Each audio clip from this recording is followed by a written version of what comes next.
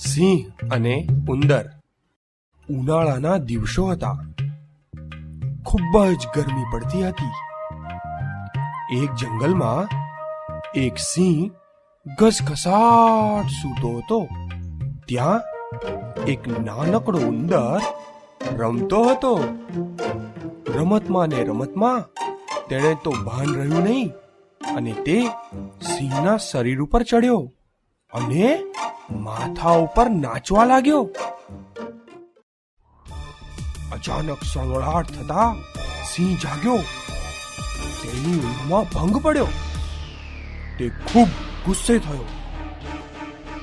મારી ઊંઘમાં ખલેલ પહોંચાડનાર હરામખોર કોણ છે? ઉંદરને જોઈને સિંહ તાડુક્યો. પોતાના મજબૂત પંજામાં ઉંદરને પકડ્યો. પૂંછડીથી ઊંચો કરી રમત કરવા લાગ્યો. બિચારો ઉંદર ફફડી ગયો. સિંહને છોડી દેવા માટે કરગરવા લાગ્યો. હે જંગલના રાજા, રાજા મને માફ કરી દો. મારી ભૂલ થઈ ગઈ. નાનો સમજી મને છોડી દો. જો તમે મને અત્યારે છોડી દેશો તો કોઈ વાર હું પણ તમને કોઈ કામમાં મદદરૂપ જરૂર થઈશ. ઉંદરની વાત સાંભળી સિંહ ખડખડાટ હસવા લાગ્યો. તું નાનો અમથો ઉંદરડો, મને શું મદદ કરવાનો હે?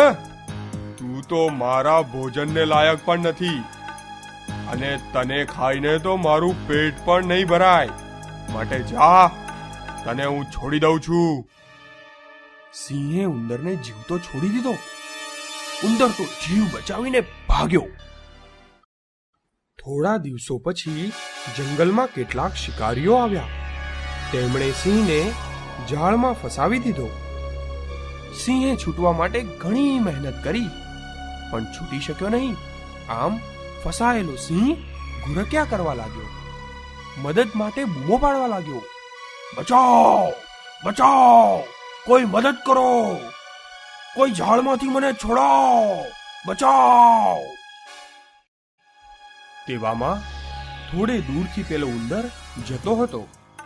તેણે સિંહનો અવાજ સાંભળ્યો માટે તેણે નજીક આવીને જોયું તો એક સિંહ શિકારીની જાળમાં ફસાયો હતો. પોતાને છોડાવવા માટે બૂમો પાડતો હતો, રડતો હતો.